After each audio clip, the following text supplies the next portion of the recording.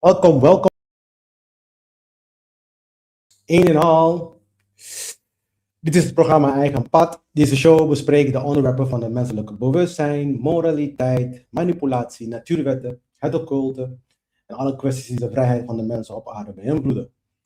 Mijn naam is Tramm van thegreatworkexperience.com en ik ben je gastheer voor vandaag. Welkom allemaal, dankjewel dat jullie er weer zijn. Vandaag zijn we eventjes later begonnen. Ik had een aantal dingen die thuis eigenlijk eerst gefixt moeten worden. En de universum heeft ervoor gezorgd dat ik toch wel redelijk op tijd was om jullie zeg maar het Gligamesj Epos verder zeg maar, dieper in te gaan. De diepte. Laat me even heel snel de sheet erbij pakken, want ik denk dat we die 15 minuten die we zijn kwijtgeraakt, die kunnen we makkelijk heel snel er doorheen door zeg maar de mededelingen zeg maar snel doorheen te gaan. Mijn werk natuurlijk op de greatworkexperience.com is te vinden. Mijn boek Anarchos op amazon.com, bol.com te vinden. Voordat jullie verder gaan, zorg ervoor dat je de Bijbel, het occulte Bijbel, de serie, dat is een hele serie. Kijk daarnaar, Benootje Gisela. De tarot-serie, dat is echt heel belangrijk. Tarot vind ik persoonlijk heel erg handig, mensen. Als je begrijpt wat elke kaart betekent. Voor de westerse traditie is dat voor mij in ieder geval een hele leuke plek om naartoe te gaan om additionele inzicht te krijgen. Tarot is eigenlijk een boek aan zich. Heel veel mensen zien het als plaatjes en tekentjes en ze gebruiken het voor waarzeggerij en dat soort dingen. Maar zoals ik het heb uitgelegd in mijn tarot-serie is dat het is meer dan alleen maar dat. Dus waarzeggerij, sowieso, het heeft te maken met verwachting. Ja, de wet van oorzaak en gevolg is eigenlijk. En tarot die kan dat redelijk voorspellen. Het is eigenlijk niet eens voorspellen. Het is gewoon, hij zegt gewoon wat gaat gebeuren. Op basis van natuurwet. Ja. En natuurlijk ook de gereformeerde cultus van de staat is een alleenstaande podcast waar je dan zeg maar zeker je tijd in moet steken. Ik zou het adviseren om ernaar te kijken, want dan krijg je gewoon meteen een andere kijk naar onze instituten van de wereld. En hoe je de juiste manier om te kijken naar de instituten van de wereld. Want heel vaak, men weet wel dat er iets niet goed is, ja, dat er iets mist. Maar men kan er zeg maar de vinger niet op leggen. En op basis, dus deze podcasts en ook met het Gligamesj Epos, wil ik dat de mensen een klein beetje dieper in gaan, een beetje meer inzicht krijgen, zodat ze dan zeg maar het vingertje erop kan leggen. Want dat is heel vaak mensen die zichzelf vermoorden. Er zijn heel veel mensen die verslaafd worden naar enkele vormen van medicaties en drugs en dat soort dingen. Die hebben te maken met, ze weten wel iets is niet goed, maar ze kunnen het niet uitleggen. En mijn doel is om dat te vergemakkelijken. En dan de tweede stap is natuurlijk verandering. Verandering aan jezelf en ook verandering daarbuiten. Dus kijk gewoon eventjes naar deze 3 series. Ik denk dat het heel handig en ook heel erg, je leert heel veel ervan in ieder geval. De masterclass. We zitten op 13 studenten al. Ik zou zeggen, als jij nog geïnteresseerd bent, ik wil nog 2 of 3, goedenavond. Ik wil nog 2 of 3 mensen er toelaten. Dus als je dan nog interesse hebt van deze week, de volgende week wordt de laatste aflevering, mensen. Dus je kan nog deze week, volgende week nog, en dan is het klaar. Want dan sluit ik de hele boel. En dan, volgend jaar zien we wel weer welke type masterclass ik daar gaan geven. Maar dit is al heel spannend en een hele leuke masterclass aan het worden. En het is er eigenlijk al, want het materiaal is er daar al. Maar ik heb al met de studenten gesproken en ze zitten al aan het snuffelen en het kijken daar op de platform. Dus als je een student bent, heb je aangemeld en je hebt je gebruikersnaam en wachtwoord nog niet gekregen, stuur mij een bericht, want dan stuur ik jou direct jouw credentials, dus zeg maar je gebruikersnaam en je wachtwoord. Je krijgt natuurlijk ook een software erbij. Dat is dan zeg maar, het ziet er zo uit. Ga ik verder niet te veel erover zeggen, want ik denk van het is gewoon leuker als je ermee werkt. Ja, deze software heb ik zeker vanaf 2020 was ik daarmee aan de slag, was ik daarmee aan het werken. Nu natuurlijk is het mij een klein beetje, want ik werkte zeg maar aan de. Ik ben zelf programmeur, mensen. En ik weet dat de komst van AI en zo dingen heeft heel veel dingen sneller gemaakt. Dus het is nu af. Dus ik heb hem gelukkig. En goed, laten we even kijken hoe de mensen erop gaan reageren. Want dit is iets dat ik al een tijdje in mijn hart had. Ik was al bijna klaar, maar goed. Het is natuurlijk nooit verkeerd om een klein beetje hulp te krijgen. En daarnaast hebben we ook yoga. De yoga klassen zijn ook al actief. Voor degene, als jullie er nu aanmelden, dan kunnen jullie gewoon meteen erbij aansluiten. We worden Hatha yoga, Kundalini yoga en Yin yoga worden gegeven. Dus ja, ik zou zeggen aansluiten. De docent is gecertificeerd uit India zelf. Dus het is, als het van mij komt, kan je nou eigenlijk. Mijn doel is om al deze dingen toegankelijk te maken voor iedereen. Want ik weet, het kan soms heel duur zijn. En weet je, dus altijd geld toe, zeg maar, gigantisch bedragen en dat soort dingen. Dus ik probeer zeg maar dit, maar ik wil ook serieuze studenten hebben. Dus vandaar die symbolische prijs ook. Dus het is een beetje meer een donatie. Het heeft gewoon te maken. En wat ik ook heel veel mensen niet heb gezegd, de nummer die je geeft ook aan waar je zit in bewustzijn. Dus dat is ook, maar dat is een tipje, we gaan niet te veel, maar dus als je 0 geeft, ja, dan is het dan het is potentieel.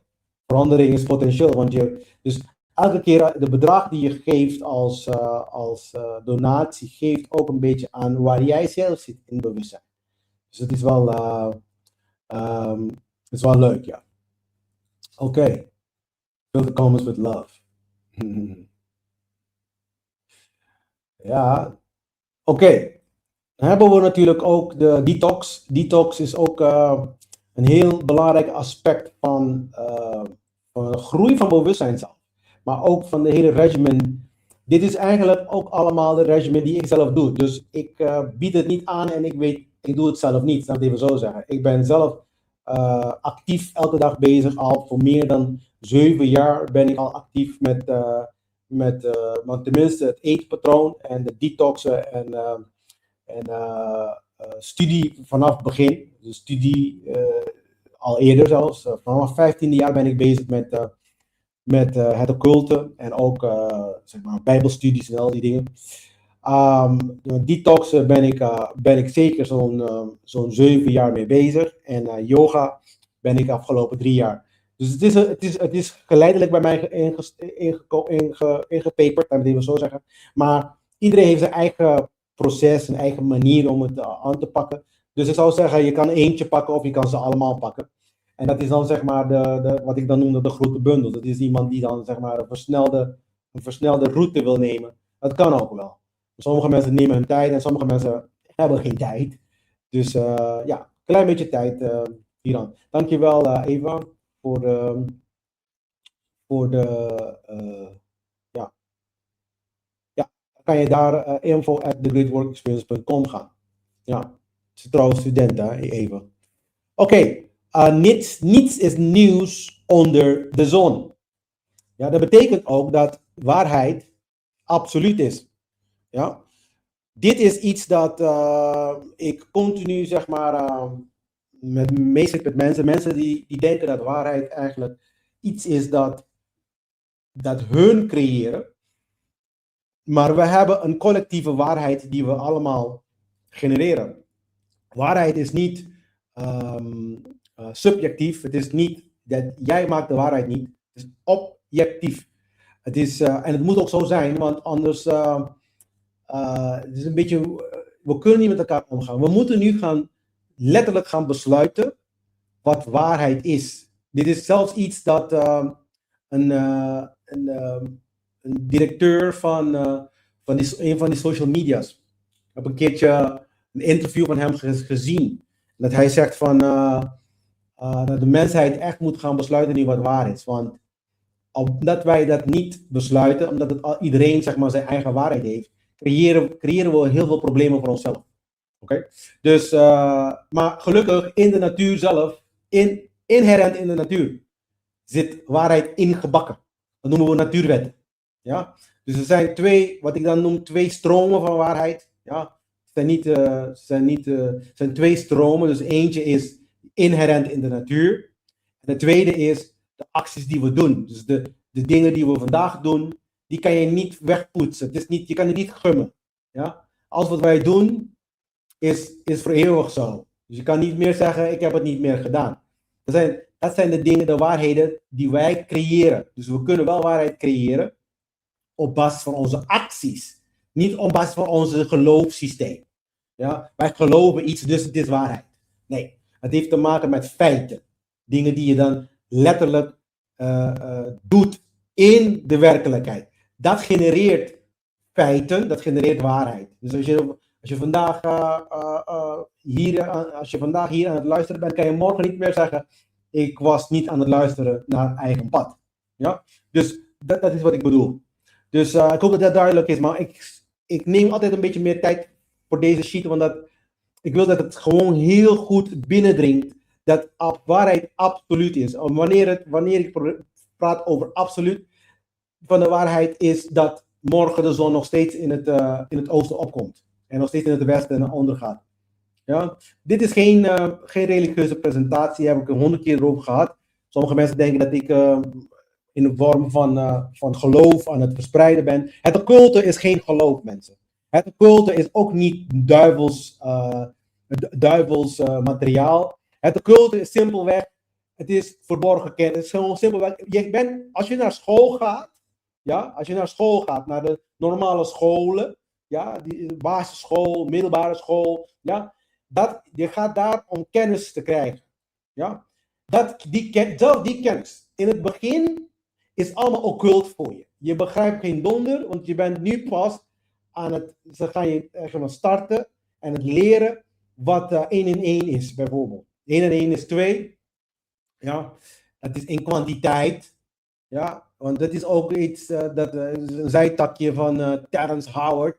Ja. In kwantiteit 1 en 1 is 2. Ja, 1 maal 1 is 1 in kwantiteit. Ja. En ik leg dat heel goed uit in mijn masterclass ook. Het heeft te maken met kwaliteit en kwantiteit zijn 2 verschillende dingen. Ja. In kwaliteit 1 maal 1 kan zelfs 3 zijn. Ja, als ik dan een beetje nog meer vuur en nog meer, zeg maar, vaag wil zijn. Want hij zegt het wel, 1 maal 1 is 2, maar hij legt niet uit waarom hij legt het wel uit, maar mensen begrijpen het niet. Omdat mensen op school geïndoctrineerd zijn dat 1 plus 1, ja, is 2. En 1 maal 1 is 1. In kwantiteit, ja. Dus dat is een beetje wat hij dan, eigenlijk vind ik persoonlijk, die dat moest uitleggen. Nou goed, dat is een ander verhaal. Het punt is dat die kennis, die was er toen niet. Toen krijg je de kennis, toen is het niet meer occult voor je. Dus wanneer iets al bekend is voor je, en zo hoe meer je weet van een bepaalde materie, hoe minder occult het is voor je natuurlijk. Ja? En zo krijg je natuurlijk mensen die niet begrijpen hoe de natuurwetten werken, dus ook niet hoe magie werkt. Want magie is gebaseerd op natuurwet. Technologie is ook gebaseerd op natuurwet. Dus hoe beter we de natuurwet begrijpen, hoe beter we technologie begrijpen. En AI, we hebben nu AI, by the way. Niemand begrijpt hoe dat werkt. Al die experts, die zogenaamd expert zijn en slim en bla bla bla, ze begrijpen niet hoe het werkt, omdat ze natuurwetten niet begrijpen. Als je natuurwet niet begrijpt, dan ga je niks begrijpen van. En daarom zeg ik ook, al deze technologieën die we krijgen ze. Want een ras die natuurwet begrijpt, komt zelf achter hoe dingen werken en dan worden ze dan innovatief met die kennis. Snap je dat? Dus en op het moment dat je niet begrijpt hoe AI werkt innerlijk intern, dat betekent dat je dan ook natuurwet niet begrijpt. En dan begrijp je dat je nooit voor je lang zal leven het hebt bedacht. Het is gegeven aan je. Het is gegeven en je moet dan gewoon je smoel dicht houden met denken dat je het allemaal zo geweldig weet. En dan we zijn dingen aan het doen die we niet weten wat aan het doen zijn. We weten niet wat gaat gebeuren als wij deze technologie zeg maar de vrije hand geven. En met het bewustzijn van de huidige mensen op aarde. En als AI een accumulatie is van die bewustzijn, dan weet ik al hoe laat het is. Er hoeft toch allemaal geen waarzegger te zijn. Maar ik kan je nu al vertellen dat het allemaal de verkeerde kant op gaat. Het gaat naar slavernij. Want onze modus operandi in de wereld is een slavenmodus. We hebben slavenmentaliteit. Ja? En niet omdat de zwarte mensen nu zeg maar 2 vierkante meters extra hebben gekregen om te bewegen, betekent dat we vrij zijn. En ook de witte ras en ook alle rassen notabene. Ja? Die krijgen 2 extra vierkante meter om te bewegen. Oh, we zijn vrij. Nee, niks ervan. We zijn lang niet vrij. Ja? Vrije mensen zijn soeverein. Als individu. Niet als land. Niet als... niks.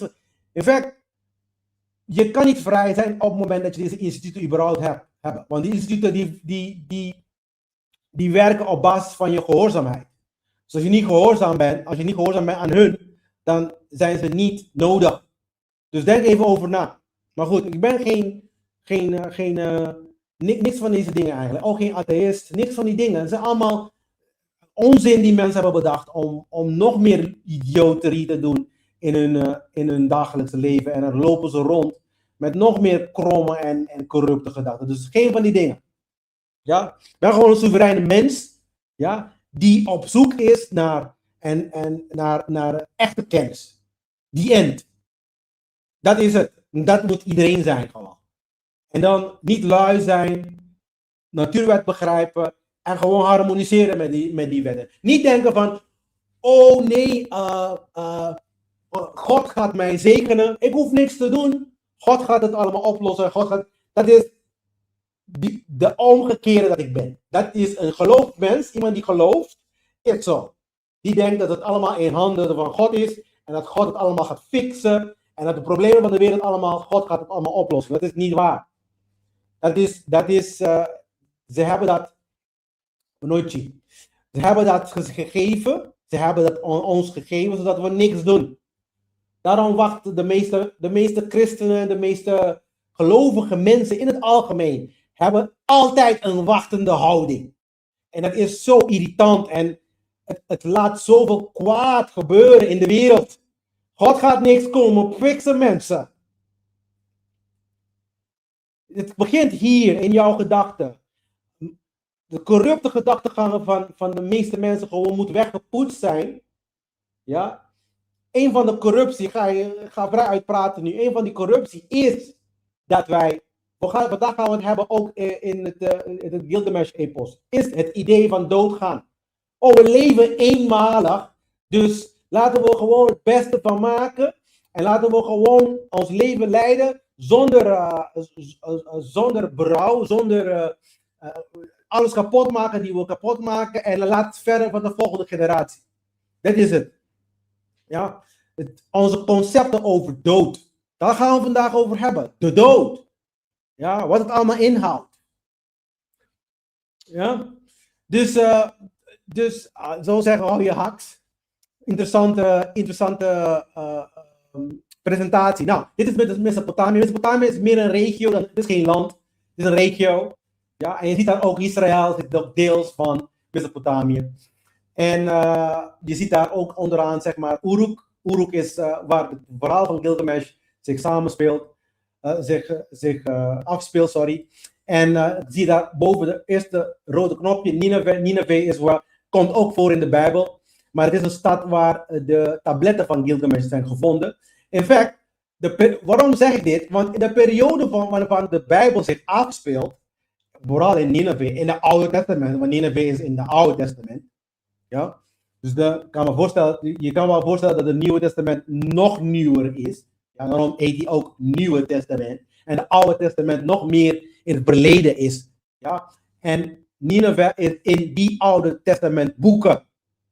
Ja? En de tabletten zijn gevonden in Nineveh. Dus toen de Bijbel geschreven was, was Nineveh er al. En de tabletten waren er al daar. Dus dat is wat ik jou al even uitleg.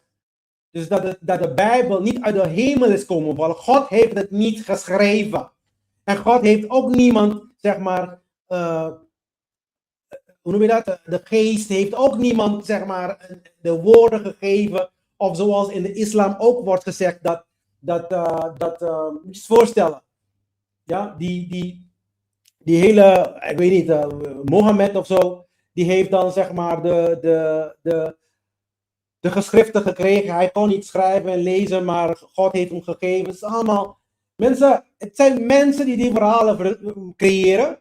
Ja, mensen die verhalen creëren, die willen manipuleren. En punt. En dit is waar we naartoe moeten komen. Dit is de begrip waar echte kennis nu gaat vloeien. Want dit is het punt waar we allemaal stranden. Iedereen strandt daar, want het beperkt je denkproces. Het is zoiets als van, Spider-Man die speelt zich af in New York. New York bestaat, Spider-Man bestaat. Dus nu gaan mensen rondlopen die denken dat mensen, dat mensen zeg maar spinnenwebben uit hun fucking handen zeg maar kunnen schieten. Ja, maar natuurlijk ga je zeggen van, nou nee, dat is niet echt, dat is mythologie. En dan wie zegt dat wat in de Bijbel staat dat dit geen mythologie is? Een man die op water kan lopen. Ja, even serieus. Vind het echt zo, sorry hoor mensen. Een man die op water kan lopen, een man die ditjes en datjes kan doen. Ja, die de dood heeft ontsnapt. Ja. Al die dingen. Gaan we vandaag ook over praten, over de dood. Iemand die uit de dood is komen, dus die dood is gegaan en vervolgens weer herrezen is. Ja, maar dat is het hem juist. Niemand heeft het gezien. En dan de christenen natuurlijk die heel erg goed gestudeerd zijn, die komen met alles te bewijzen. Jij was niet fucking daar om het zeg maar om het te zien. En al die andere mensen die zogenaamd getuigen waren, ja, wie zegt dat ze dan waarheid praten en spreken? En laat me eventjes één ding ook vertellen mensen. En dit is wat, zeg maar, laat ik even zo zeggen, ingewijdenen apart zet van niet-ingewijden. Niet-ingewijde mensen, die hebben de tendentie om deze bullshit te geloven. Dat letterlijk. Ze horen het letterlijk en geloven die bullshit alsof er hun leven vanaf van. En ingewijde mensen, ja, die zijn mensen die jou dit vertellen. Dat God, want als we praten over God, laten we even het woord God gebruiken. God, die is niet iemand of iets of die, zeg maar, de waarheid schuilt. Waarheid is niet bang van onderzoek. Ja? God is ook niet bang dat je hem onderzoekt. Dat je alles wat ingeschreven staat in het fucking boek, als het niet klopt, dan weet ik al dat het niet van God is. Als er 1 grammetje, dan weet ik al dat er iets niet aan de hand is daar. Want God is, als we dan God mogen noemen, is niet bang om onderzocht te worden. Dat is 1. Ten tweede, dingen die duizenden jaren geleden zijn gebeurd, als ze waar zijn, dan moeten ze vandaag ook waar zijn. Op dit moment. Dus dat betekent als er iemand toen uit de dood kon komen, dan moet het vandaag ook gebeuren. En die end. En dan gaan we niet vertellen van ja, hij was de zoon van God. Laat me vertellen. De zoon van God en al die andere dingen die mensen geven als excuus, zijn wij allemaal. Allemaal. Jezus is niet speciaal omdat hij in 2000 jaar geleden is geboren. Waarom is hij niet geboren? Nu is er nog meer technologie. Ja, kunnen we dat op kunnen filmen met een fucking ding. Waarom is hij dan fucking 2000 jaar geleden gedaan? Zodat er niemand hem kan filmen. Dat er dan zo moeilijk te bewijzen is dat hij dan uit de... Het is allemaal zo ingewikkeld, man. Allemaal zo ingewikkeld. Dus ik zou zeggen, ga jezelf gewoon, doe jezelf een lol. Ga gewoon begrijpen wat natuurwetten zijn.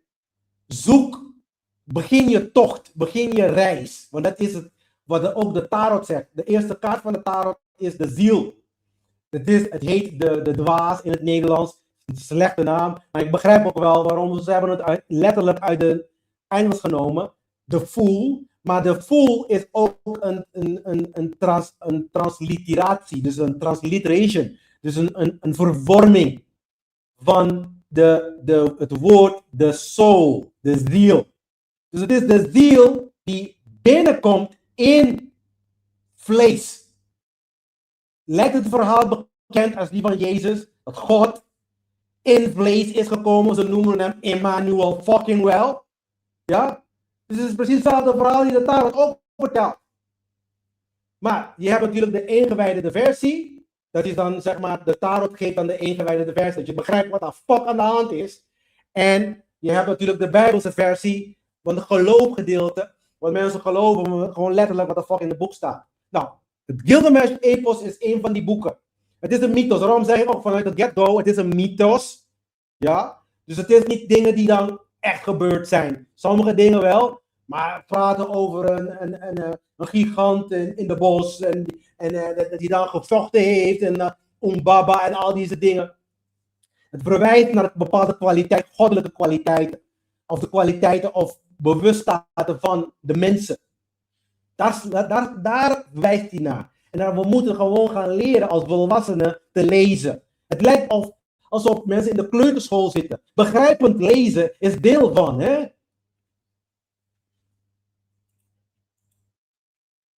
Dus wat gaan we vandaag praten? We praten over het verhaal van tablet 7. Enkidu gaat dood. Enkidu is een schaduw van Gligamesj. Wat ik dan als schaduw heb behandeld in episode 3. Ja, dus de komst van Enkidu. Het is 2 of 3 volgens mij. 3. De eerste was de ego, dus de Gligamesj zelf. De tweede Enkidu. En helemaal in het begin, de eerste aflevering was over de totaliteit van de serie zelf. Dus episode 3. Ja, dus nu gaat Enkidu in tablet 7 gaat hij dan dood. Ja, dus, en nu verbaast Gligamesj zich, want natuurlijk, hij is 2/3 God, toch? Dus 2/3 God, 1/3 mens. Dus in zijn hoofd gaat hij heel lang leven. En dan plotseling gaat Enkidu dood. Dus hij komt tot de realisatie van, oh shit. Mijn leven is, Enkidu was even sterk als ik, ook door de goden geschapen. Ja? Maar het einde is toch gekomen. Dat betekent dat de dood is onmisbaar in iedereen's leven. Iedereen's leven. En dat is dan gewoon klaar. Dat is ook een realisatie die jij gaat ook meemaken in het hele verhaal hier. Dus we gaan daarover praten. En we gaan praten waarom mensen sterven. Waarom Enkidu zelfs gestorven heeft. Ja? En waarom mensen sterven. Want dat is ook heel belangrijk om te begrijpen. Ja? Maar de dood is niet het einde. Het begint. Het is de dood als initiatie. Iets dat initieert. Iets dat begint. Het is een begin. Dus, want we gaan ook in ons leven heel veel dingen verliezen.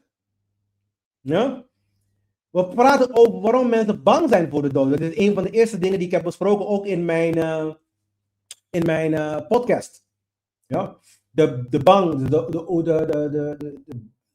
mensen die bang zijn voor het donker bijvoorbeeld, voor de dood. Ja? Dus dat zijn dingen die in ons DNA zitten zelfs.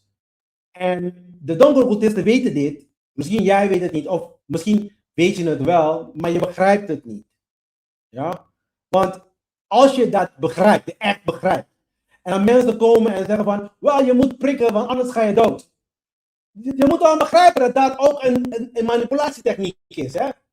Ze gebruiken gewoon hetgene ze weten waar jij zeg maar mee moeite mee hebt, omdat je de dood niet begrijpt. En als ik gebruik maak van, ga daar niet, want we weten niet wat er daar te vinden valt. Het is een groot risico. Ja? Vroeger, in de tijden van de caveman bijvoorbeeld, dan zit je dan zeg maar in je cave, als het donker valt, er is geen licht, er is niks, durven mensen niet zomaar uit hun cave te gaan hoor. Want er zijn al slangen en leeuwen en al deze wilde dieren. En je bent dan bang, de risico is dat je dan zeg maar zo'n dier tegenkomt en dan aangevallen wordt en doodgaat. Again. Ja? Dus die dingen zitten in onze DNA. De dood, de bang voor de dood. We gaan ook praten over de psychologie hiervan. Een klein beetje. En wat het betekent ook om...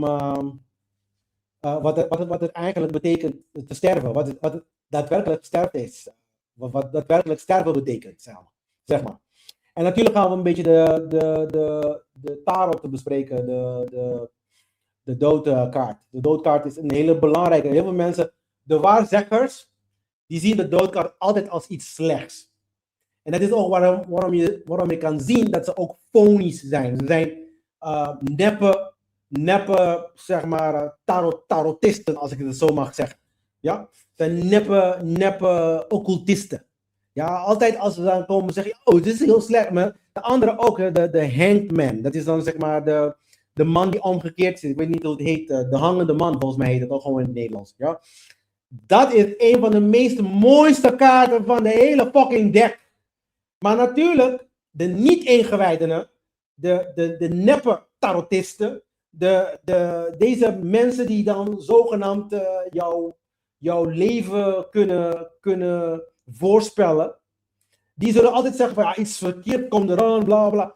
De hangende man is de verandering van gedachten. Het is het moment waarin je dan begrijpt wie je daadwerkelijk bent.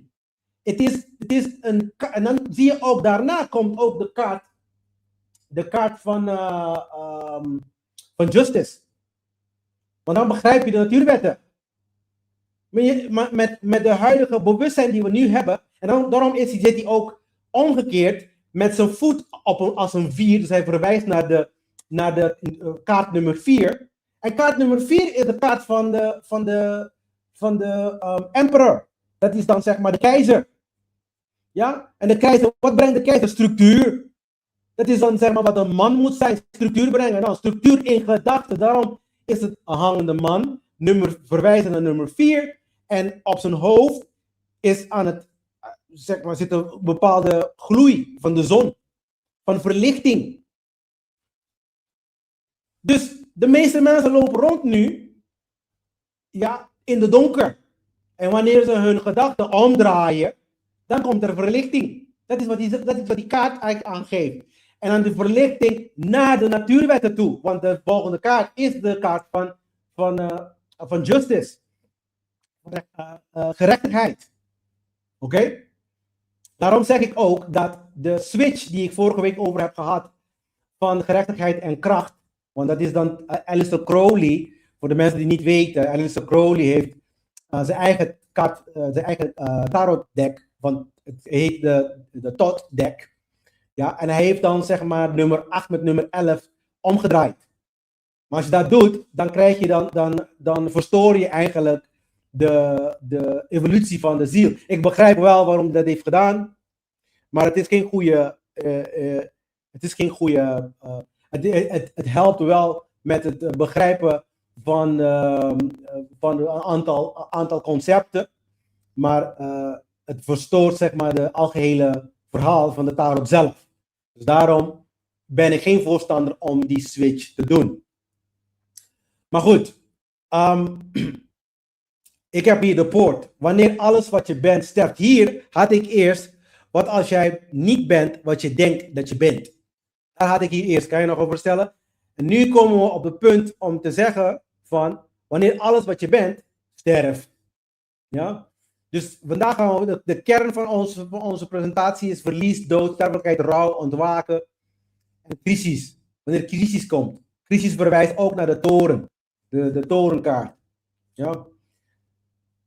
Dus de grootste confrontatie is niet met de monster, niet met de angst en zo'n dingen. De grootste confrontatie is met de dood zelf. Wat is de dood eigenlijk? De eindigheid van de mens. Maar dat zijn de eindigheid van verschillende andere dingen ook. Waar zijn we gebleven dus? We hebben de ego gehad, tablet 1, schaduw. Tablet 2, de reis is begonnen, 3 en 4. Tablet 3 en 4, angst. Tablet 5, dat is dan confrontatie met Humbaba. Verleiden, het is dan zeg maar met Ishtar. Ja. En nu is verlies ter sprake. Dus Enkidu gaat dood. Dus na macht en overwinning en verlangen, macht, overwinning, verlangen, komt nu verschijnt iets dat niemand kan beheersen. Dat is dan de dood. We gaan, je vraagt je af, je doet al hetgene wat je doet. om vervolgens dood te gaan. Dus ik kan me voorstellen dat er heel veel mensen denken dat doodgaan de einde is. En dat er niks is anders dan die einde, zeg maar. Maar als jij de natuurwet begrijpt, ja, dat er altijd twee polen zijn, begin en einde, ja, dat er altijd tegenpolen zijn, beneden en boven, donker en licht, ja, en dan dat energie, de wet van entropie, dat is zelfs wetenschappelijk bewezen. Het is niet eens alleen maar op basis van natuurwet. Het is wetenschappelijk bewezen, uiteindelijk wel op basis van natuurwet, maar het is wetenschappelijk. Dus laten we even zeggen, jullie wetenschappers, die hebben het zelf uiteindelijk geaccepteerd, want dat is het probleem. De acceptatie van natuurwet is het grootste probleem van de mensheid. Ja? Uiteindelijk heeft de wetenschap het geaccepteerd. Ja? De wet van entropie en de wet van perpetual energy. Dus de perpetuele energie. Dat betekent energie die gaat niet dood. Of die gaat niet, die gaat niet dood. Die gaat niet, het verdwijnt niet. Wat er gebeurt is dat energie die verandert in iets anders. Okay? Dus dat al geeft aan dat wij in principe, in essentie, niet eens doodgaan. Oké? Maar het is ons natuurlijk geleerd dat wij doodgaan en dat het allemaal afgelopen is. Nou, ik heb goed nieuws voor degenen die niet willen sterven, zou ik zeggen. En slecht nieuws voor degenen die wel willen sterven en alleen maar willen genieten en gewoon fuck de rest. Slecht nieuws. Je komt terug. Ja? Oorzaak en gevolg. Al die wetten die werken tegen jouw geloof in. Ja? Dus als jij zeg maar garbage hier achterlaat, dat is hetgene wat je dan zaait. Begrijp dat gewoon. Dus je bent nog steeds een ziel die nog steeds moet inzien dat jouw tijd nu op dit aarde, op dit moment van belang is. Dat jij dan zeg maar letterlijk moet gaan starten nu om samen met de natuurwet zeg maar je leven te leiden. Oké? Dus het is garbage in, garbage out, letterlijk. En iedereen is verantwoordelijk. En dit is zo eerlijk. Eerlijker kan het niet zijn. Daarom hebben wij dit hele justitie hebben we niet nodig. Hebben we niet nodig, want dit wet zit ingebakken in de natuur.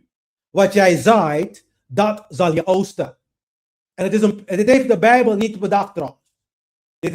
Dit waren oude teksten die voor de Bijbel waren. Die waren al bezig dit soort dingen aan het vertellen aan de mensen. Al die natuurwetten en al deze dingen zijn allemaal voor de Bijbel. De natuurwet bestaat vanaf het begin van creatie zelf.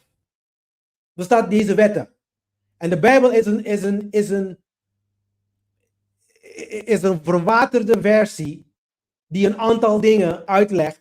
En de rest is gewoon gebruikt om jouw fucking hersenen te manipuleren. The end. Einde verhaal. Men moet gaan beginnen nu heen te zien en stoppen nou gewoon als een idioot rond te lopen. En mensen zoals Jette en Sletten en Trumps en dat soort idiote mensen te ondersteunen in hun acties die ze daar hebben tegen de evolutie van de mensen. Want zolang die instituten er zijn, kan evolutie niet plaatsvinden. Evolutie kan niet plaatsvinden wanneer de geest en de ziel en uiteindelijk ook de lichaam van het individu in kettingen zit. Dat is het. Begrijp dat? En handelt om onszelf daadwerkelijk vrij te maken. En je zal zeg maar de mensheid zien bloeien. Groeien en bloeien. En begrijp dat niet. En dan krijg je oorlogen. Ja, gevecht. En nog meer slavernij op je hoofd. En dan zie je precies waar we zijn dan in bewustzijn. Kijk om je heen. Het is allemaal niet zo moeilijk hoor. Het verhaal. Er is een soort van een council, een groep goden die zijn bij elkaar gekomen. En wanneer ik praat over goden trouwens, zijn gewoon wezens, zijn mensen, die lijken heel erg sterk op mensen zelf. En ze zijn hier gekomen, en ik praat nu even vrijelijk over, want zelfs nu Amerika heeft de bestanden losgekregen. Moet je je voorstellen, als ik dit al 10 jaar geleden heb gezegd, dan zou je zeggen, mensen zouden me als voor gek verklaren, man. En dit wisten we al. Mensen die in het occulte zitten, ja, en die de teksten lezen van de Rozenkruisers, van de Martinisten, en et cetera, et cetera. We hebben deze dingen, zitten in onze boeken en onze teksten zitten die dingen allemaal. Dat er verschillende type rassen zitten.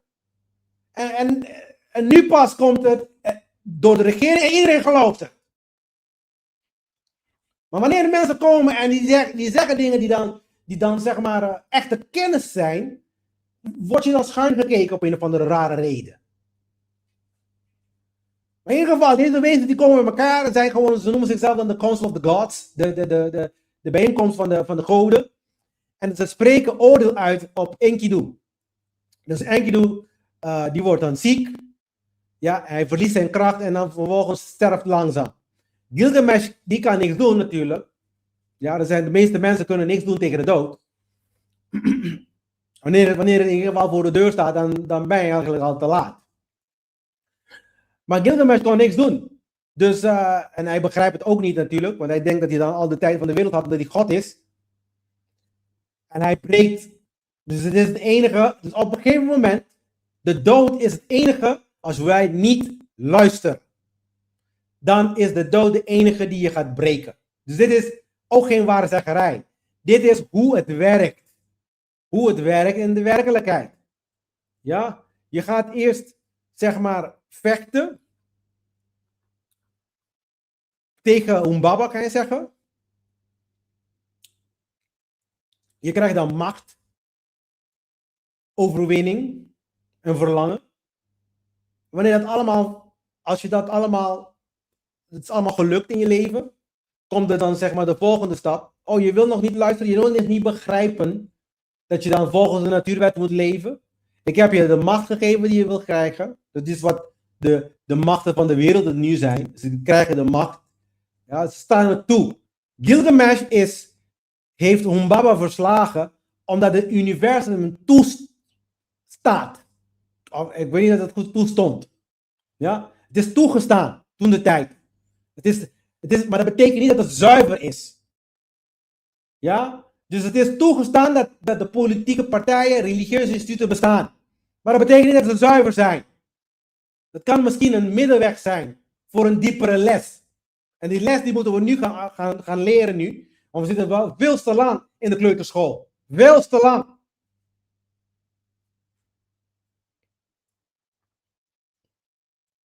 Dus hij begrijpt het niet. Hij breekt innerlijk gewoon. Gilgamesh breekt, want je kan niks aan doen. Het wordt een moment, je wordt zodanig geduwd in een hoekje door het universum of door God. Geef het beestje maar het naampje die je wil horen. Ja? En op een gegeven moment moet je veranderen. Dus het is dat is een dwing. Dat is dwingen. Dus het universum die jou vertelt van of ga je meewerken, of word je zeg maar aan de kant gezet.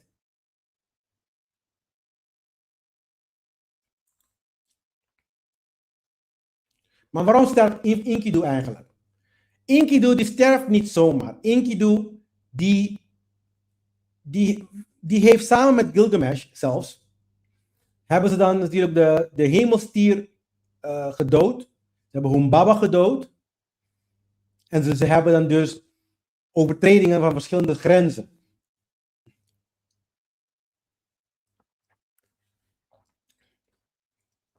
Dus Enkidu eigenlijk vertegenwoordigt het natuuraspect van de zelf, instinct van het zelf, levenskracht en de wilde zelf. En vooral dat stukje, de wilde zelf.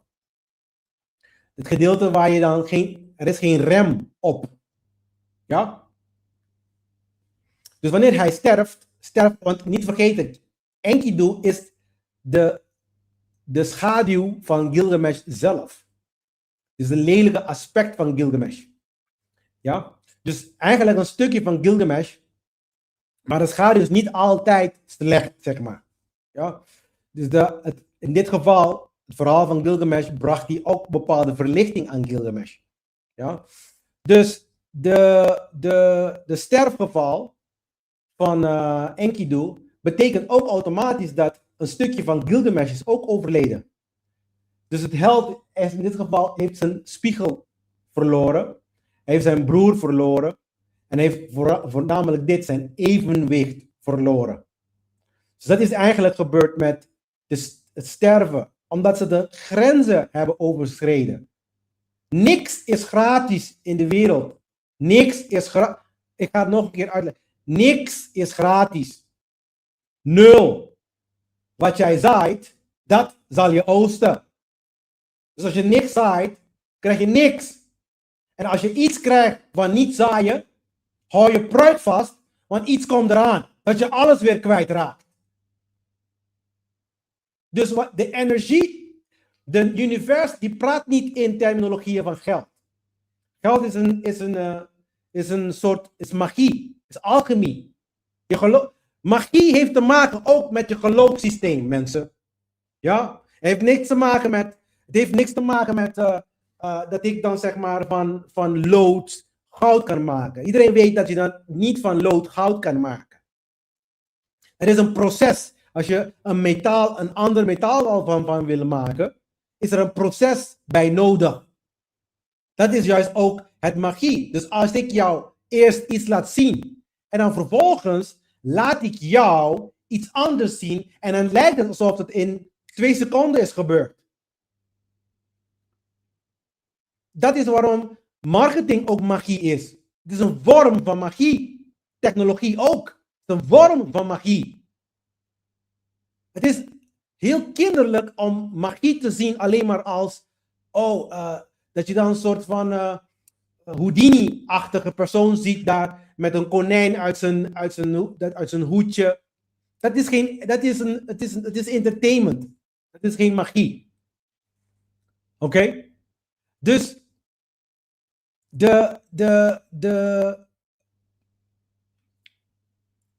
dit hele, zeg maar, industrie van marketing en de hele industrie heeft te maken met jouw gedachten veranderen, omdraaien, tot hetgene wat de programmeur wil hebben in je. Ik moet het even zo zeggen. Oké? Dus de donkere occultisten die willen dat mensen op bepaalde manieren denken, op bepaalde manieren handelen. En voornamelijk, wees gehoorzaam voor de systemen. Dat is ingepeperd.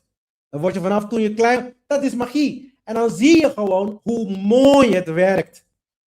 Want je bent zo geprogrammeerd met zoveel angst ook voor de dood.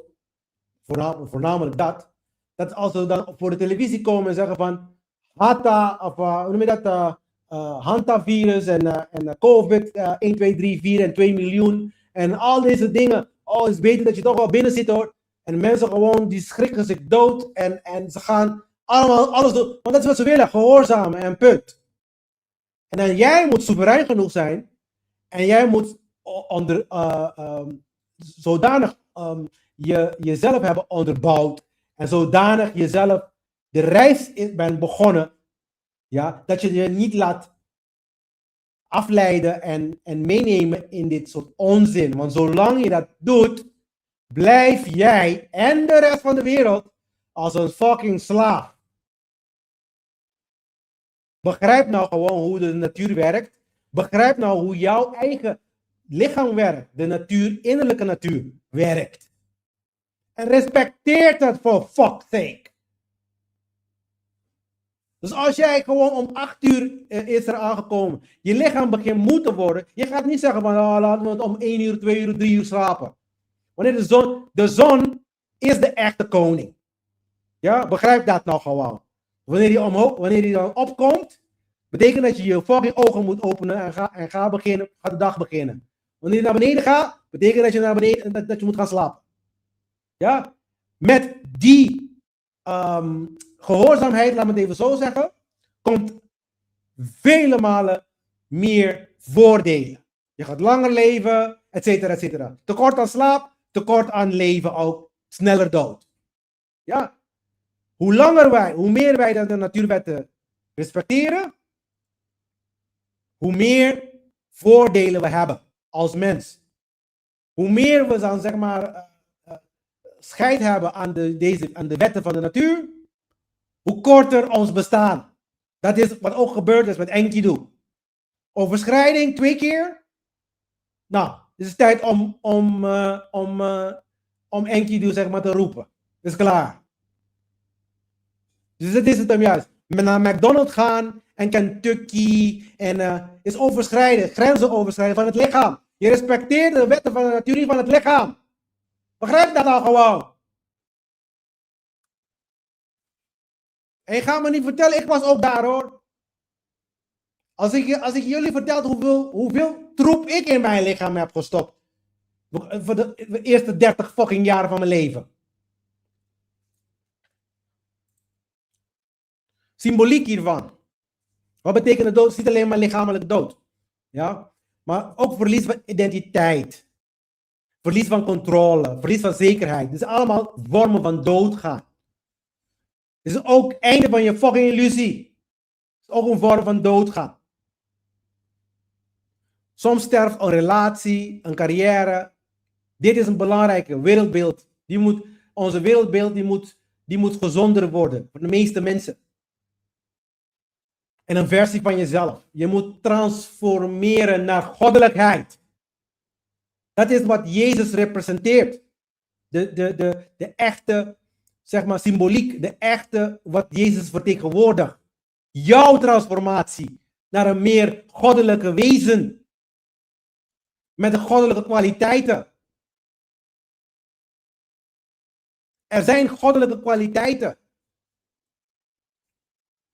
Dus je ziet, ik ga jou één voorbeeld geven van een goddelijke kwaliteit die je meteen vandaag kan aannemen als een van jouw kwaliteiten als persoon. Een persona, het woord betekent masker. Ja? Dus als je zegt van, als we praten over persona, betekent gewoon een masker. Dus want je kan jezelf transformeren in alles wat je getransformeerd wil worden. Als je een monster wil zijn, dan kan je het zijn. Als je een lieve persoon wil zijn, kan je dat zijn. Als je iemand wil zijn die liefdevol is, kwalitatief kan je het zijn. Daarin zijn we allemaal gelijk. Dat is de enige plek ook waar we gelijk kunnen zijn. In kwaliteit. Ja? Ik hoop dat het duidelijk is. Nou, de wet van de natuur. Ja, want wat ik wil zeggen is dit. Als de natuurwet, die verandert niet. Die was zo, is zo, zal altijd. Daarom is dat de waarheid. Want het was zo, de natuurwetten. Het is zo, vandaag. En morgen weet ik zeker dat die wet op dezelfde manier gaat werken. Want dat houdt de hele creatie in stand. Als dat verandert, bestaat de creatie niet meer. Punt. Dus, het is een stabiele constructie. Volg je mij? Dus omdat een stabiele constructie is, dat betekent dat goddelijkheid een stabiele constructie is. Dat betekent een kwaliteit die we allemaal kunnen aannemen, is stabiel zijn in wat we doen en zijn. Laat je ja zijn en laat je nee zijn. Maar geen afspraken die je niet gaan nakomen. Probeer een stabiel persoon te zijn, ook in emoties. Je laat je niet heen en weer laten brengen met je emoties. Wees gewoon stabiel en klaar. Dat is een kwaliteit die we allemaal kunnen aanvaren en doen. Dat is een van de dingen die ik ook de meeste studenten ook adviseer. Wees gewoon stabiel. Ja, wees een man of een vrouw van je woorden. Ja, dus als jij niet kan doen wat je zegt, zeg het niet. Wees stabiel. Dat is een kwaliteit. Neem die aan. Dan heb je 1 van de 12 goddelijke kwaliteiten die dan vooral in de tarot ook wordt besproken. Dat zijn de 12 dingen die zijn ook meteen de natuurwetten. Dus zie je ook, op basis van de natuurwet creëren we dan kwaliteiten. En die kwaliteiten kan wij gewoon aannemen. We kunnen het zijn.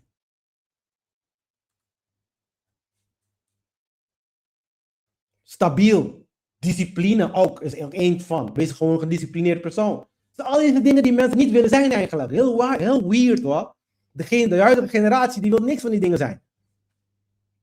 Wijsheid is een van die kwaliteiten. Ik zie geen wijsfokker hier rondlopen in de fucking wereld waarin ik word gewoon spuugzat van domme mensen om me heen soms gewoon. Wijsheid is handelen, correct handelen. Dat betekent als je iets doet, als je handelt met kennis en je doet iets, hetgene wat je hebt gedaan creëert orde, niet oorlog. Dus op basis van oorlog en al die andere dingen die ik zie in de wereld, weet ik al dat mensen gewoon dom zijn. Daarom zijn mensen dom.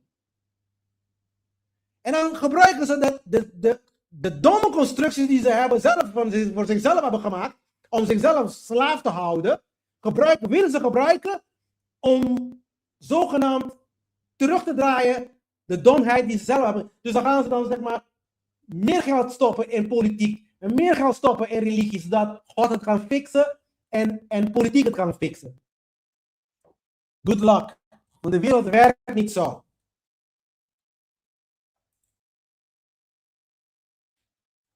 Wat is dan de echte angst? De angst. Heel vaak denk je vermijdt pijn, je vermijdt verlies, je vermijdt verandering eigenlijk. Hè? Maar wat je eigenlijk bang voor bent, is niet de verandering eigenlijk. Deep down, dit is dan psychologisch ook waar je naartoe wil gaan eigenlijk. Ben je gewoon bang voor de dood. Dat ben je ervoor. Ben je bang om dood te gaan. Want je begrijpt niet wat dood betekent. En dat bepaalt bij de meeste mensen al hun handeling. Want het enige wat je doet is je probeert in leven te blijven. Je probeert dit lichaam levend te houden. Dat beperkt je zoveel gewoon. Zoveel. Je bent niet vrij. Dit lichaam die je hier ziet, dat ik hierin zit, die is niet voor eeuwig. Laat me eventjes een stukje van het geheim onthullen eigenlijk. Wanneer je dieper gaat in de tradities, ik bedoel de occulte tradities, ja, wat ze bedoelen met eeuwig leven, ja, immortality, onsterfelijkheid, is niet dat we niet doodgaan. Dit is een tipje van de sluier. Het betekent, we behouden, zeg maar, het lichaam. We begrijpen dan, zeg maar, de natuurwet in het lichaam. En we behouden die lichaam zo lang mogelijk. En er is één doel erachter gekoppeld, zodat de grote werk gedaan kan worden. Zodat we onze grote werk, iedereen die heeft besloten om het grote werk te gaan doen, ja, de ontwikkeling van je eigen ziel. En terwijl je dat doet, anderen ook helpen hun ziel te ontwikkelen. Ja? Als je besluit om dat te doen, dan automatisch het universum geeft je automatisch meer levenskracht.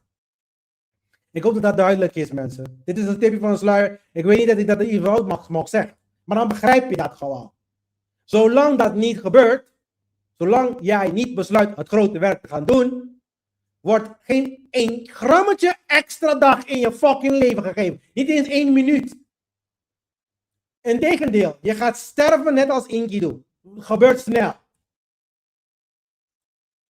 Dus wat jij niet moet zeggen is, ik heb tijd. Want dan komt plots verschijnt sterfelijkheid. Ja. Ik weet dat mensen het niet leuk vinden om over hun dood te gaan praten.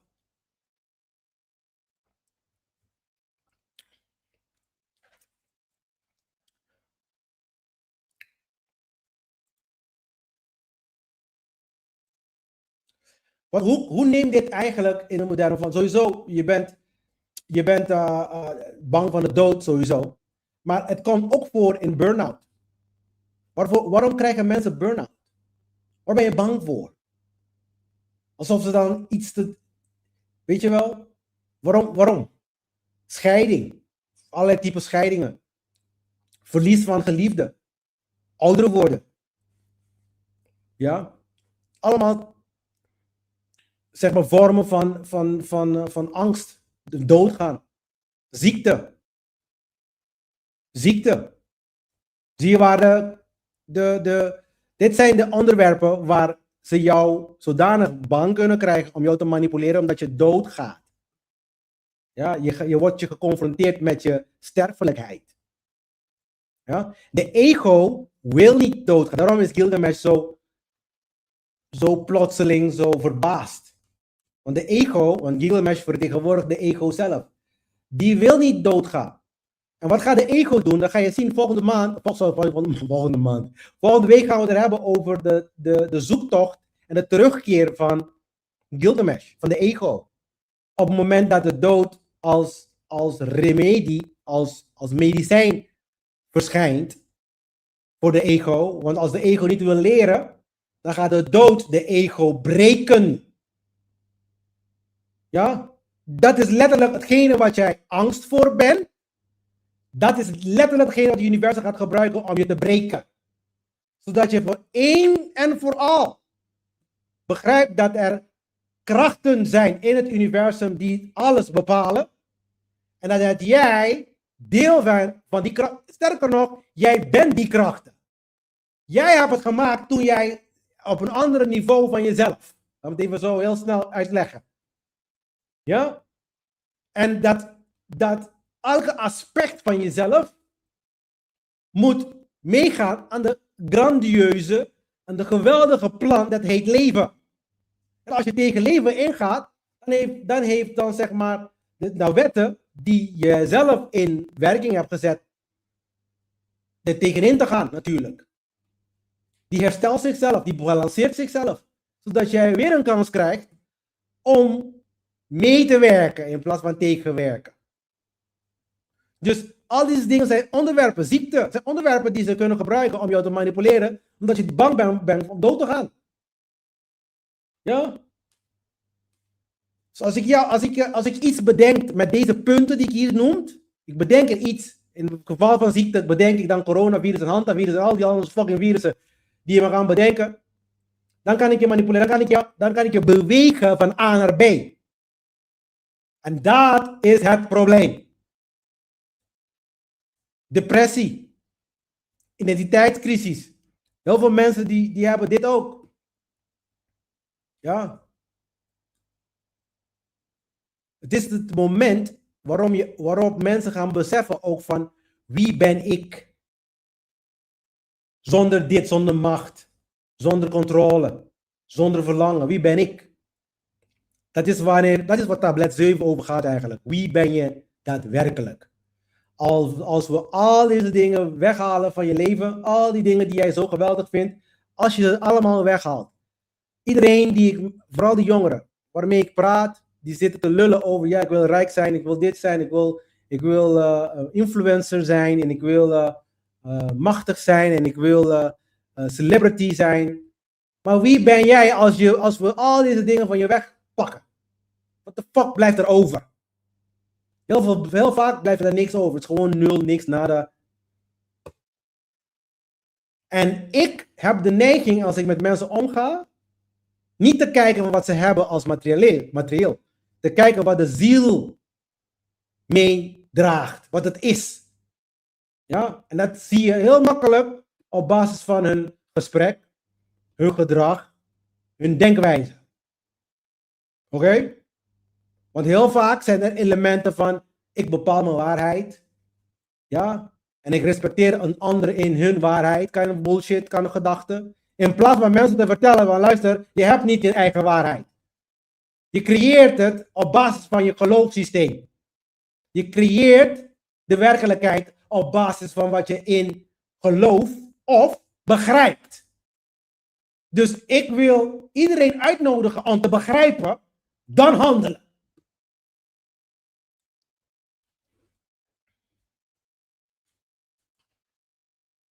Dus er is geen eigen waarheid voor iedereen hier. Het is geen free for all. Het is het probleem ook van de wereld. En daarom zijn we wat we zijn. Wij durven ook niet mensen op te voeden. De meeste kinderen gaan uit huis. Ze zijn niet opgevoed hoor. Als ik met kinderen, ik loop rond. Ja, en ik ga het heel rustig uitleggen, zodat mensen dit kunnen begrijpen. Ja. Loop rond in Punda. in Otrabanda, in Oranjestad, in The Bottom of wherever the fuck steden er zijn, allemaal in die eilanden. Loop rond in Amsterdam, Den Haag, Rotterdam, willekeurig. Pikt mensen eruit. Het is een experiment die ik jullie uitdaag. En vraag die kinderen die zogenaamd opgevoed zijn. Vraag ze, wat is het verschil tussen goed en kwaad? En dan ga je zien de horror van stront die uit die keelgat komt van die kinderen. En dan doe hetzelfde met volwassen mensen. En dan zal je zien de stront, jongen, die uit die keelgat eruit komt. En je denkt van, oh, stront komt uit de anus. Nee, het komt ook uit de fucking smoel van die mensen, man. En dan, als de volwassenen het niet weten, waarom geloven we überhaupt dat de kinderen het weten? En dat is het ook juist, hè. We bidden en dan God gaat ze vertellen. Ja. Moraliteit is niet een geloofssysteem. Moraliteit is een weten. Je moet weten. Het is een wetenschap. Het heeft te maken met natuurwetten. Dus en op basis van dat kan je goed handelen of slecht handelen. En op basis daarvan kan je zeggen van dit is kwaad of goed. En ik heb verschillende manieren, ezelsbruggetje, om jou te helpen, om kinderen ook te helpen, om die dingen gewoon snel te begrijpen. Want wij hebben dat nodig eigenlijk. Mensen moeten nu snel begrijpen hoe het werkt.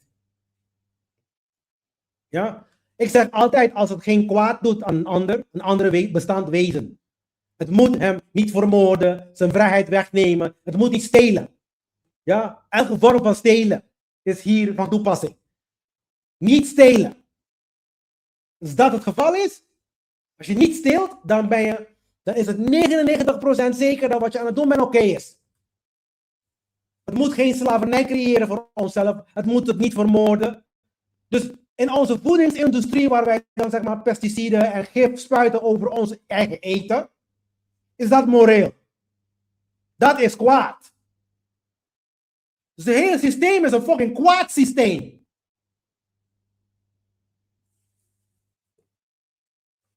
Dat is ook immoreel. Want kwaad is immoreel. Dat is hetzelfde. En dat je dan zeg maar instituten hebben die de mensen hun vrijheid durven te stelen. Want het is stelen. De werkzaamheden van een individu durft te stelen. Want het is stelen. Dat is kwaad. Dat is immoreel. En voilà. Dat hebben jullie, niet ik. Jullie werken hiermee. Door te stemmen. Door elke keer weer dat systeem te verdedigen. Als een mietje. Dat je angstig bent voor Humbaba. Dat is een fucking grote monster, weet je nog? En de tools die dat systeem heeft, zijn deze tools. Ze gebruiken alle soorten vormen van manipulatietechnieken om jou te laten beïnvloeden. Om te denken dat je, als je dat niet doet wat hun zeggen, dat je doodgaat. En omdat je bang bent voor de dood, dan laat je je meeslepen met deze soort idioterieën ook nog eens een keertje.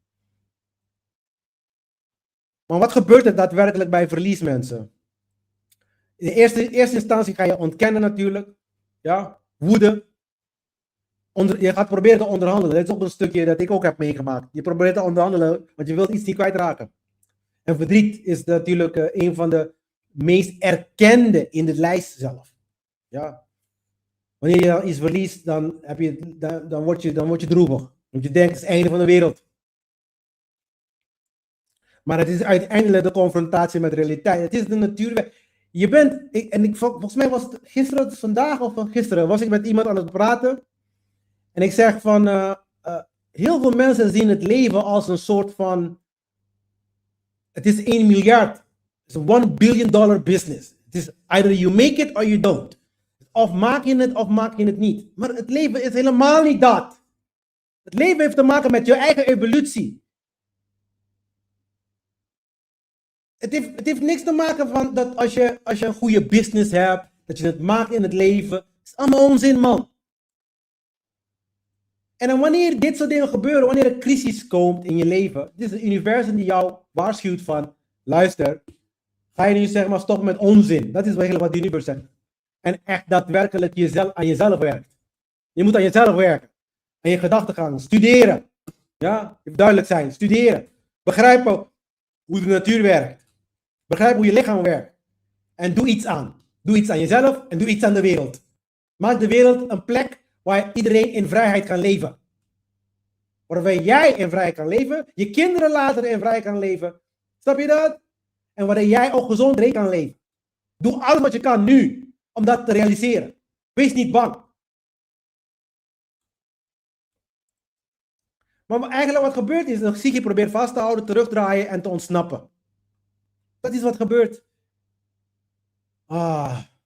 Maar eigenlijk als je iets verliest, het verandert eigenlijk alles. Want je kan niet meer teruggaan. Je kan niet meer teruggaan. Dat is het gewoon en klaar.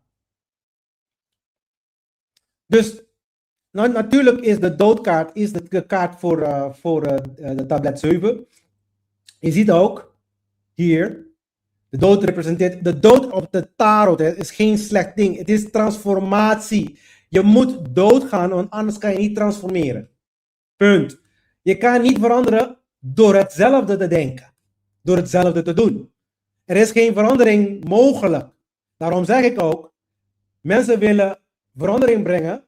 En wat willen ze doen? De structuren die we nu hebben, religie, geld en politiek, die willen we intact houden. Niemand mag aankomen. En er is een schijn van verandering, maar die structuren zijn er altijd. En wat doen ze? Ze stemmen mensen in macht en denken ze dat ze dan verandering hebben gebracht. Nee, de verandering is letterlijk de hele structuur laten doodgaan. Dat betekent, duidelijke taal nu, politiek mag niet eens bestaan. Dat hele structuur moet weg. Mensen, als ik dit zeg, de meeste mensen krijgen kortsluiting, ik weet het. Religie moet weg. Geld moet weg. En je krijgt kortsluiting omdat je gewoon niet ingewijd bent. Je begrijpt niet wat gaat gebeuren. Daarom, je bent bang dat je doodgaat. Ja? Dit is een automatische reactie van de ego. Maar die dingen moeten weg. Als je daadwerkelijke evolutie wil zien in de mensheid en transformatie, is het eerste dat de weg moet. Zolang dat niet weggaat, reken niet dat je vrij zal zijn. Reken niet dat ze jouw spullen die je zo hard aan het werken bent om te zeggen dat ze van jou zijn, reken niet dat ze dat gaan respecteren ook. Want zolang er geen echte moraliteit is in de wereld, is niks dat je vergaat materialistisch van jou. Vergeet het maar. Ze komen gewoon en ze pakken het van je en je kan wel schreeuwen wat je wil. Ja, en je kan naar de rechter gaan wat je wil, want de rechter werkt voor hun hoor. Het is een schijn van rechtvaardigheid. Het is een schijn. Het lijkt zo. Ik ga nooit naar die mensen, man.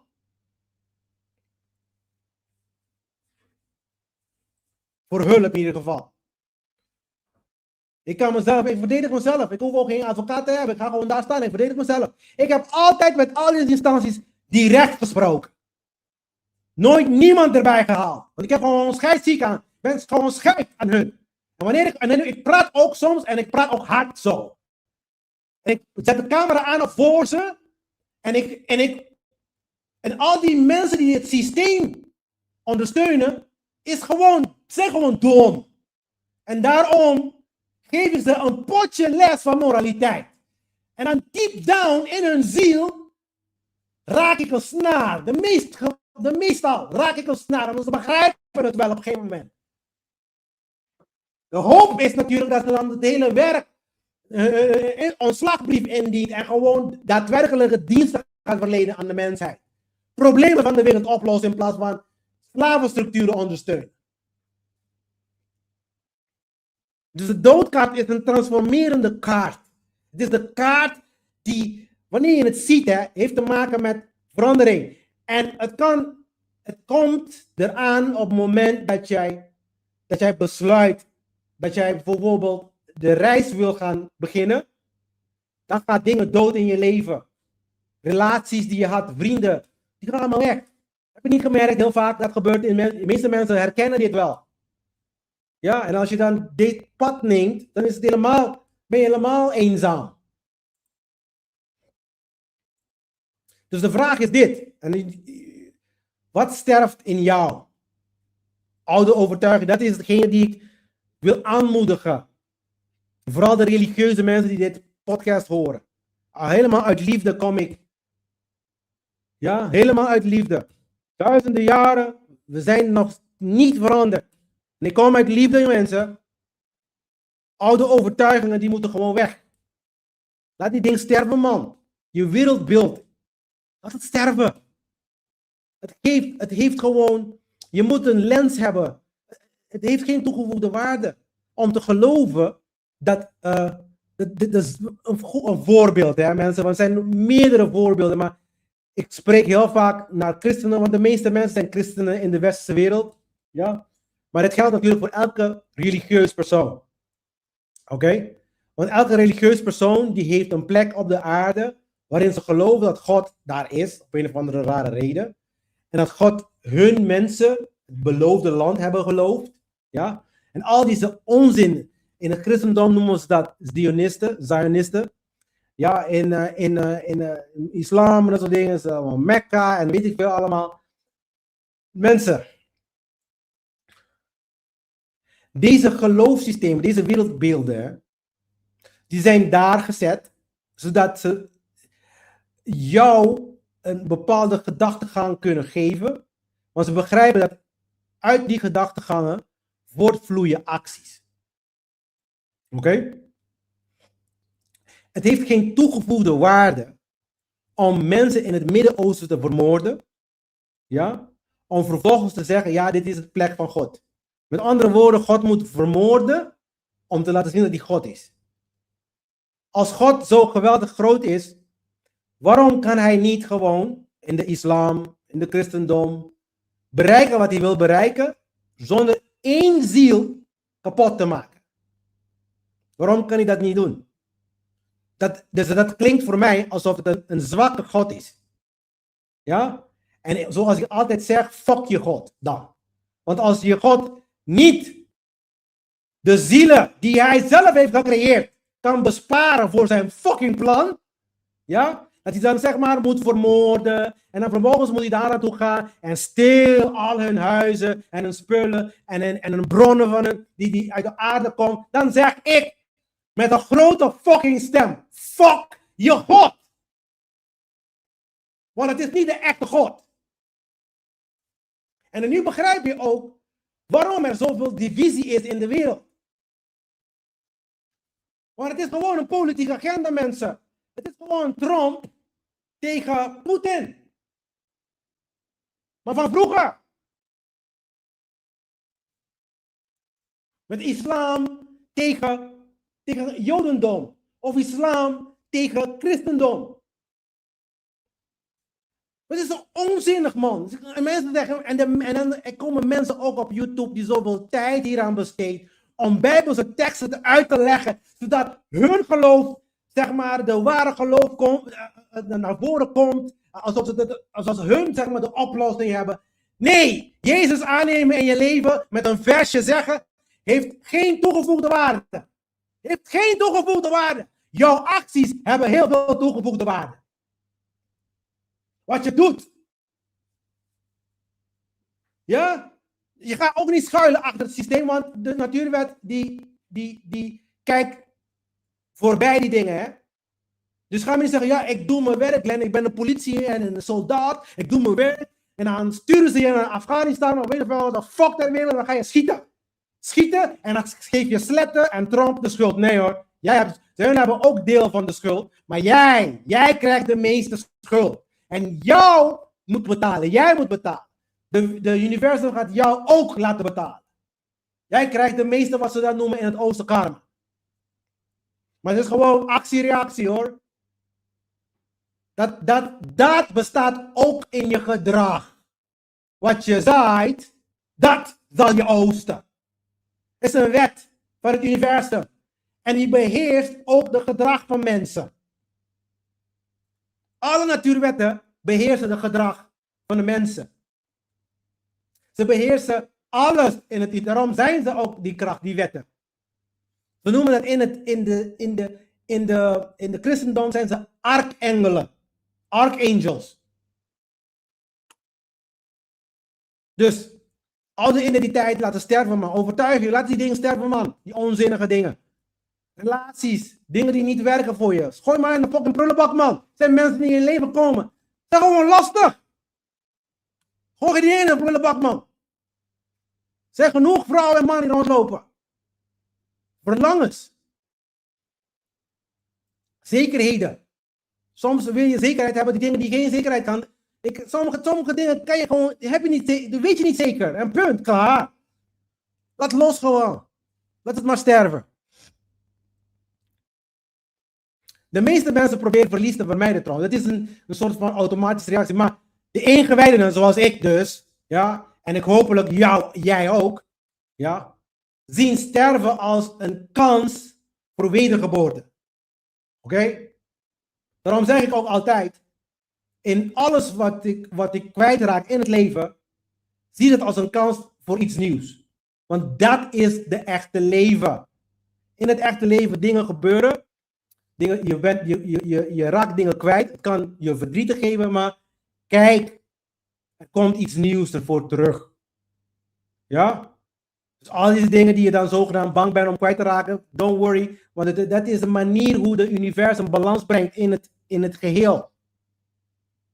Ja? Dus als je dat begrijpt, dan relax. Het leven is niet 1 miljard quiz spel, zeg maar. Het werkt, zo werkt het. Dan, als je dat begrijpt, wat je kan doen is gewoon mee samenwerken. En dan creëer je ook een rustige leven voor jezelf trouwens.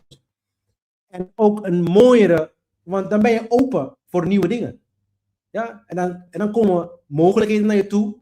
En dan omarm je die mogelijkheden met meer zekerheid ook. Dus angst voor de dood, mensen, heeft geen zin. Niet de moeite waard. Ja? En ik ben niet eens diep gegaan in wat de dood zelf, de symboliek ervan heb ik wel besproken natuurlijk, maar de dood zelf is. Ja? Maar dat is iets dat ik laat meestal voor de mensen die zelf ook de masterclass volgen. Oké? Dus als jij meer geïnteresseerd bent in de diepere aspecten van de werkelijkheid, raad ik je ten zeerste aan om de masterclass te volgen. info@thegreatworkexperience.com. Ja, en meld je gewoon aan. Ja, ook al heb je geen 1 dubbeltje, meld je aan. Dan stuur ik jou dingen, dan stuur ik jou de gegevens, kan je inloggen. Begin maar gewoon met je transformatie, dat is belangrijker. En wanneer je dan zeg maar de donatie hebt, dan geef je me wel gewoon je donatie. €77 is een symbolische prijs. Alle prijzen die ik heb trouwens zijn symbolisch. En al mijn materiaal is in de kern gratis. Ik waag alleen maar een symbolische prijs, zodat ik mensen die niet serieus zijn gewoon eraf kan gewoon weggaan. Ja? Dankjewel Eva. Dus wat gaan we volgende week? Volgende week is de laatste aflevering. We gaan volgende week hebben over de zoektocht en de terugkeer.